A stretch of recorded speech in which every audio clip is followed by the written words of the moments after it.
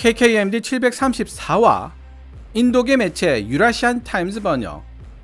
비행 중인 무인기를 첨단 레이저 무기로 격추시킨 한국. 그들만의 리그 진입이 확실해졌다.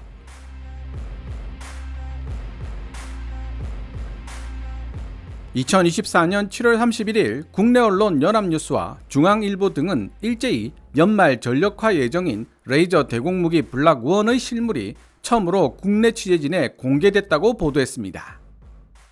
중앙일보 기사 일부를 발췌해보면 다음과 같습니다.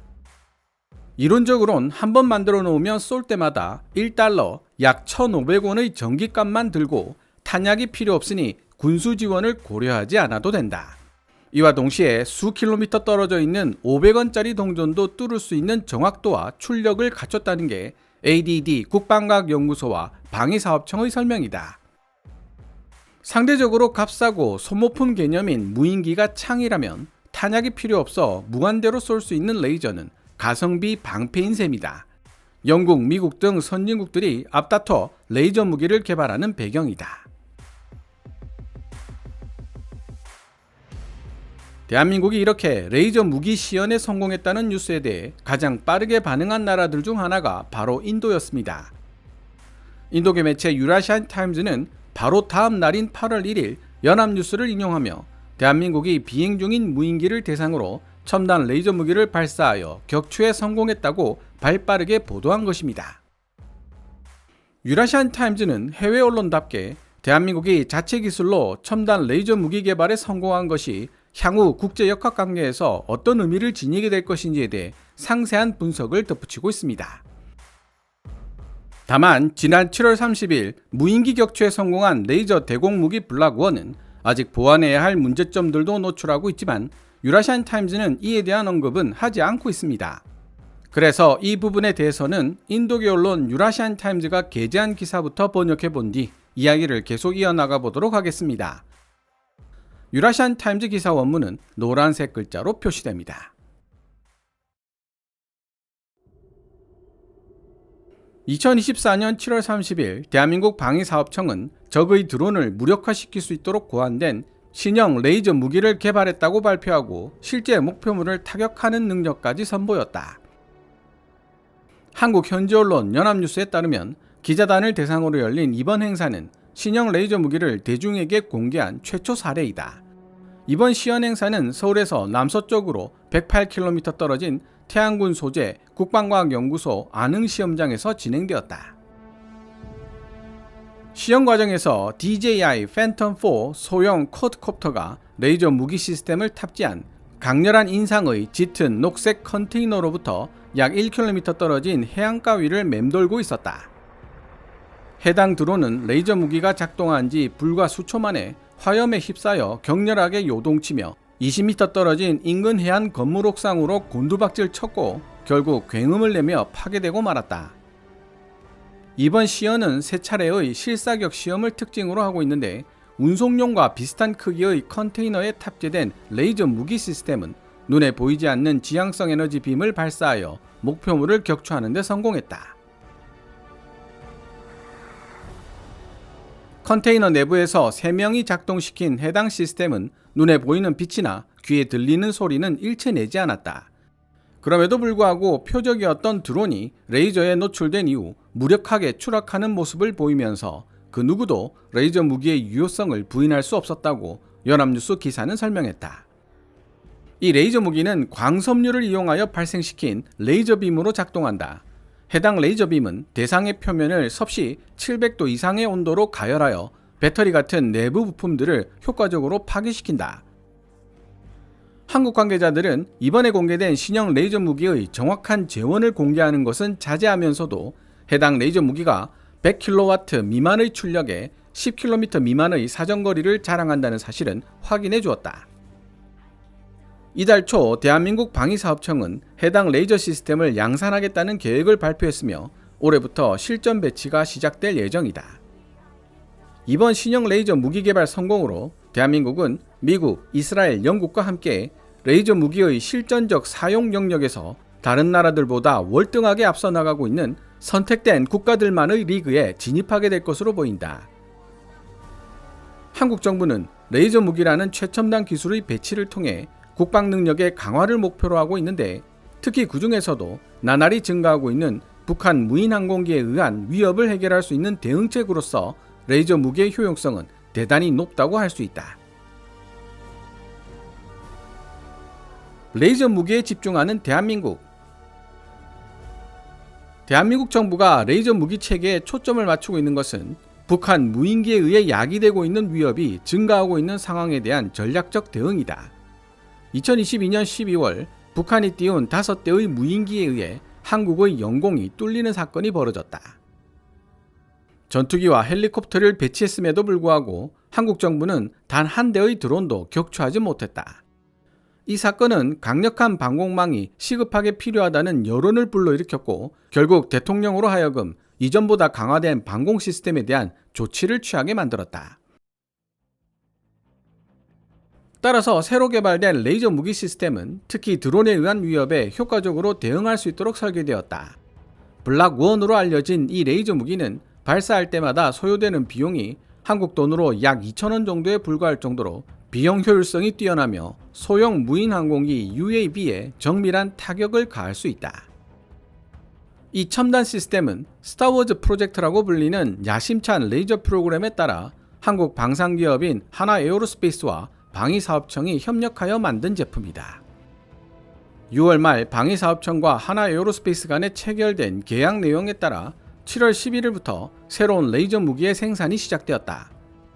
7천만 달러, 한화 960억 규모의 계약이 이행되면 2024년 후반부터 한국군에 레이저 기반 대공무기 블락1이 인도될 것이다. 한국군에 인도될 레이저 기반 대공무기 블락1 시스템의 정확한 숫자는 공개되지 않았지만 2026년까지 인도가 완료될 것으로 예상된다.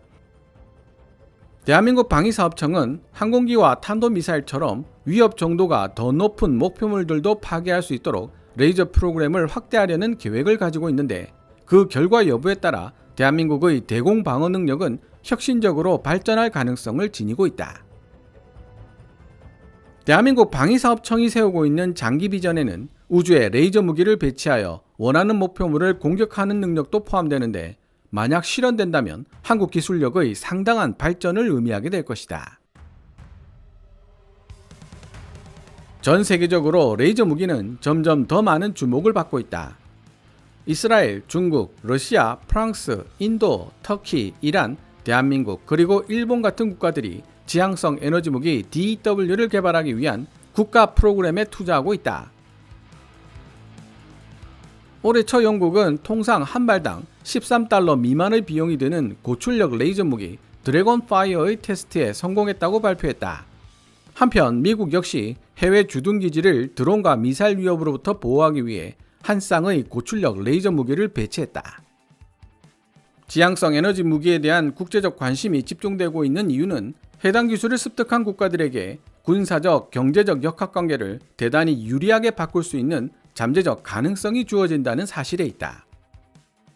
미국 소재 유명 싱크탱크인 랜드 연구소는 경쟁 국가들이 지향성 에너지 무기에 많은 투자를 하는 이유는 만약 관련 기술이 성숙해진다면 그러한 시스템을 개발한 나라들이 현대전에 요구되는 군사적, 경제적 이해관계를 자신들의 입맛에 맞게 통제할 수 있는 잠재적 가능성이 커지기 때문이라고 지적했다. 새로운 레이저 무기 시스템을 통해 대한민국은 눈앞에 직면한 북한 무인기의 위협에 대한 방어력을 강화하는 동시에 최첨단 군사기술 개발의 최전선에 서는 나라가 되겠다는 목표를 가지고 있다. 만약 첨단 레이저 기술이 한국인들의 계획대로 성숙 단계로 접어들 수 있다면 한국은 관련 기술을 수출할 수 있는 유리한 위치를 점하게 될 것이고, 글로벌 방산 시장에서 보다 더 중차대한 역할을 수행할 수 있게 될 것이다. 지금까지 2024년 8월 1일 인도계 언론 유라시안 타임즈가 대한민국이 개발한 레이저 기반 대공무기 블락1에 대해 보도한 기사를 번역해 보았습니다. 유라시안 타임즈는 이스라엘, 중국, 러시아, 프랑스, 인도, 터키, 이란, 대한민국, 그리고 일본 같은 국가들이 지향성 에너지 무기를 개발하기 위한 국가 프로그램에 투자하고 있다고 지적했습니다. 그리고 지금까지 가시적인 효과를 내고 있는 나라는 미국, 이스라엘, 영국 정도에 불과했다고도 지적하고 있습니다. 심지어 이 세 나라들은 일부 선택된 국가그룹이라고 불릴 정도로 다른 나라들과 차별화되는 지향성 에너지 무기 기술을 보유하고 있는데, 유라시안 타임즈는 이번 레이저 대공무기 블락1 실사격 테스트의 성공으로 대한민국 역시 일부 선택된 국가그룹의 일원이 되는 놀라운 성과를 거두게 되었다고 감탄하는 모습을 보이고 있습니다. 그러나 대한민국이 개발한 지향성 에너지 무기 레이저 대공무기 블락1에도 향후 해결해 나가야 할 문제점들이 여럿 있는데, 유라시안 타임즈는 이에 대한 언급은 하지 않고 있어 이 부분을 짚고 넘어가야 할 필요가 있습니다. 아직 공식적으로 확인되지는 않았지만 현재 레이저 대공무기 블락1의 출력은 20kW 정도인 것으로 알려지고 있습니다. 유라시안 타임즈는 100kW 미만이라고 짧게 서술하고 있지만 사실 20kW와 100kW 사이에는 엄청난 차이가 존재합니다. 북한에서 발사되는 포탄과 박격포 등을 뚫으려면 최소 100kW 정도의 출력은 필요하다는 것이 군사 전문가들의 의견입니다.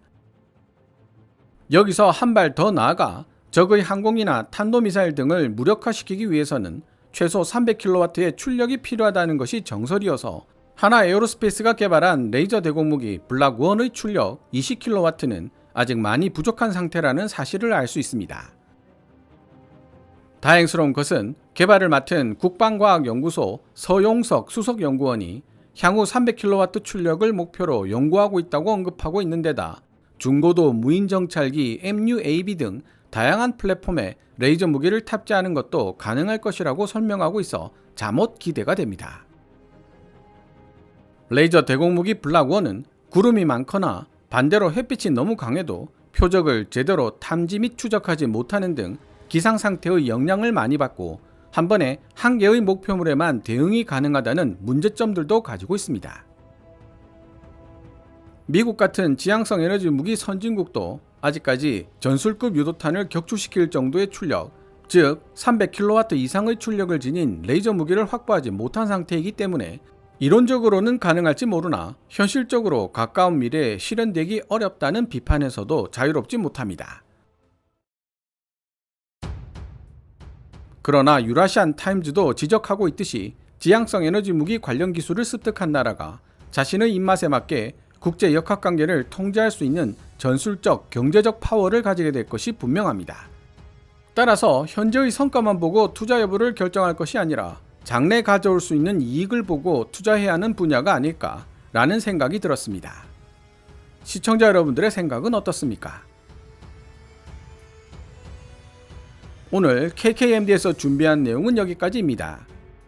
KKMD는 여러분들께서 챙겨봐 주시는 광고 수익으로 운영되고 있습니다만 영상 제작을 직접 지원하고 싶다면 농협 94812-16701호로 후원해 주셔도 됩니다. 지금까지 시청해 주셔서 감사합니다. 케빈즈 밀리터리 채널 KKMD